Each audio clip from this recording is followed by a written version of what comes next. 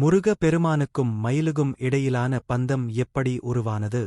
ஒருநாள் இளமையான முருகப்பெருமான் காட்டு வழியாக கால்நடையுடன் சென்று கொண்டிருந்தார். அவ்வளவு பசுமையான காடும் அங்குள்ள மான் கூட்டங்களும் அவர் வழி மரணத்து தலை வணங்குவது போல இருந்தன. போர்மிகு தெய்வமாக இருந்தாலும் முருகப்பெருமானின் இதயம் கருணையாலும் அன்பாலும் நிரம்பியிருந்தது. அன்று ஒரு புதற்குள் சிறிய மயில் குஞ்சு அழுது கொண்டிருந்தது. அதன் தாய் எங்கும் இல்லை. அந்த குஞ்சு பயத்துடன் நடுங்கிக் கொண்டிருந்தது. இதைக் கண்ட முருகப்பெருமான் மெதுவாக மயில் குஞ்சை கையில் எடுத்தார். இனிய வார்த்தைகள் பேசி தனது தெய்வீக ஸ்பரிசத்தால் அதற்கு ஆறுதல் கூறினார். அன்று முதல் முருகப்பெருமான் அந்த மயில் குஞ்சை தம்முடன் வைத்துக்கொண்டு வளர்க்கத் தீர்மானித்தார். அந்த நாளிலிருந்து முருகனும் மயிலும் பிரியாத நண்பர்களாகிவிட்டனர். மயில் தனது அழகிய இறகுகளை விரித்தபோதெல்லாம் முருகப்பெருமான் ஒரு குழந்தை போல் சிரித்துக் கொண்டிருப்பார்.